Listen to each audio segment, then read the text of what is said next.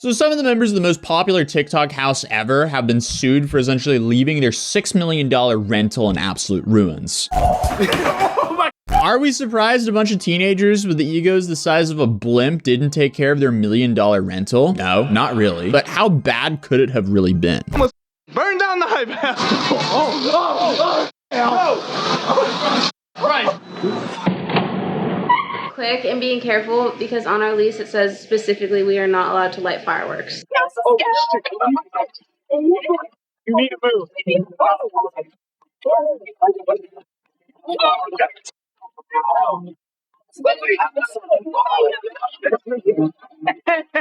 Oh, well, that's a nightmare for the landlord. An expected nightmare, but still a nightmare. So this landlord is claiming this group caused over $600,000 of damages, according to this KTLA article. I guess this is one of the best examples of self-snitching for clout because all of the examples used in this lawsuit were uploaded to their own YouTube channel by them. I mean, there's just montage reel on montage reel of them just absolutely obliterating this house. Oh my God.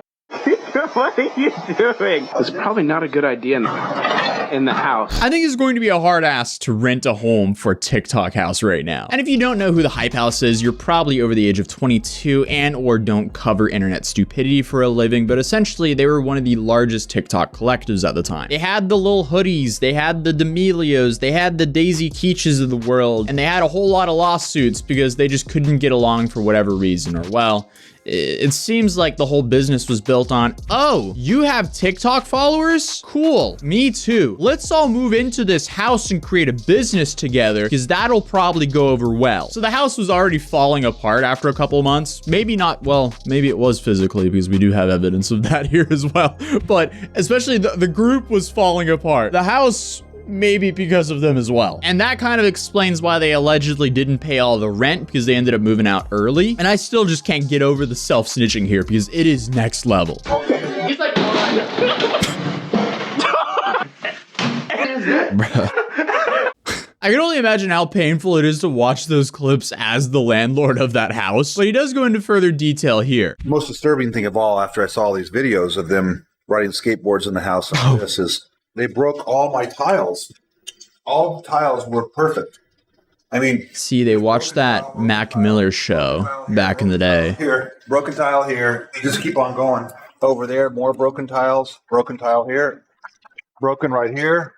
Broken here. If it wasn't for these meddling kids who rented my house, These big broken tiles they're I like could have gotten away with a fat payday broken here. without a damaged house. Here. There's so many broken tiles. Now he just has to sue him for the fat payday. How this happened. So I really don't know how they did this to the pool, though. But the pool has like 11 motors for the jacuzzi, and now only one of them is working. The heater is broken. The control panels are broken, both of them.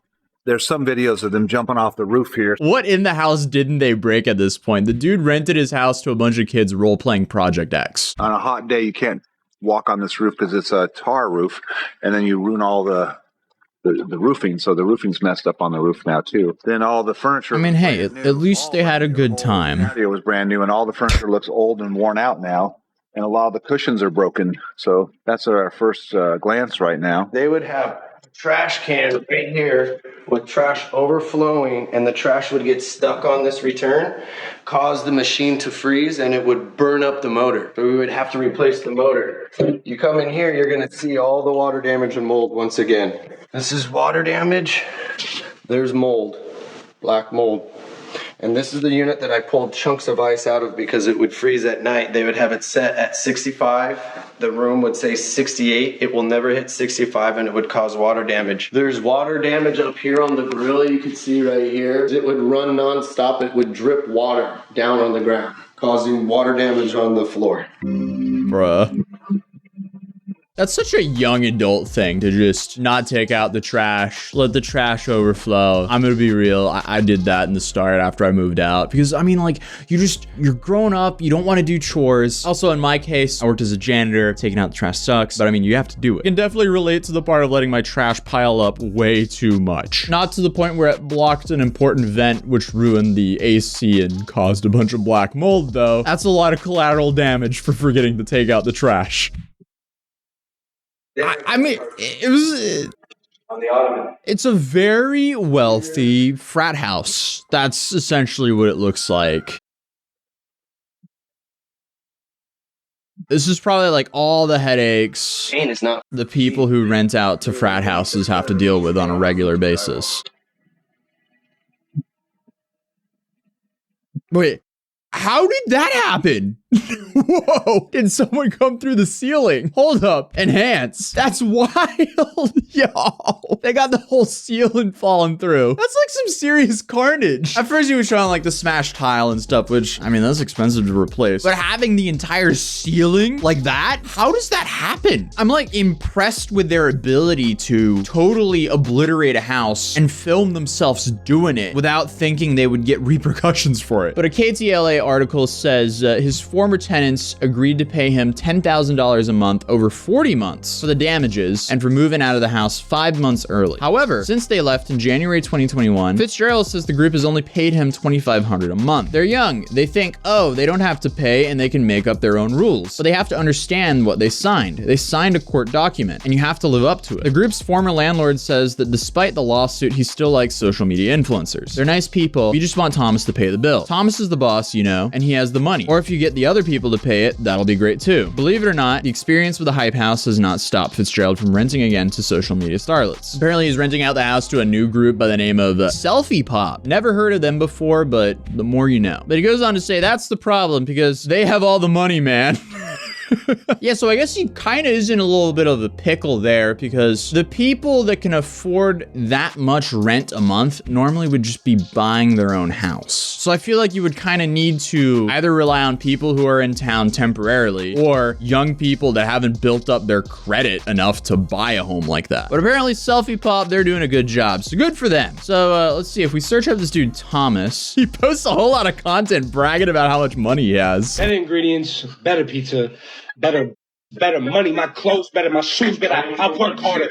We'll see this domino. He forgot to add more rental debt.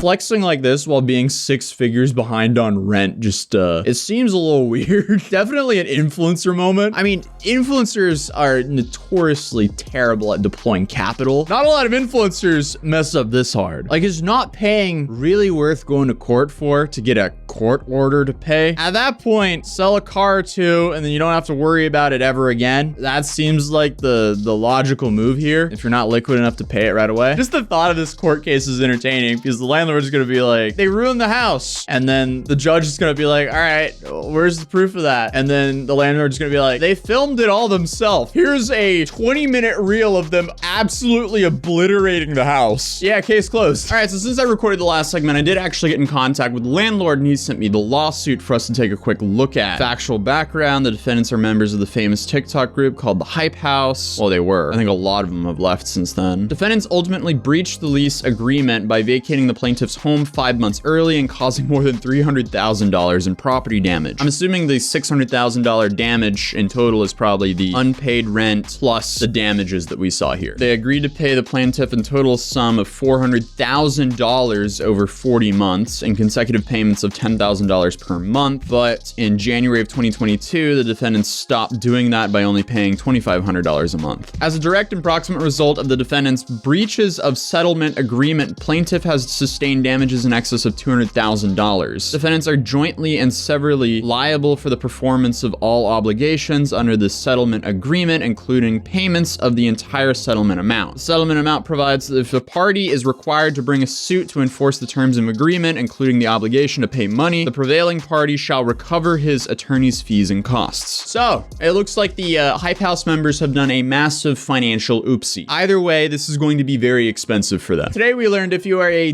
millionaire landlord, don't rent your house out to the Hype House. Subscribe for more useful life hacks.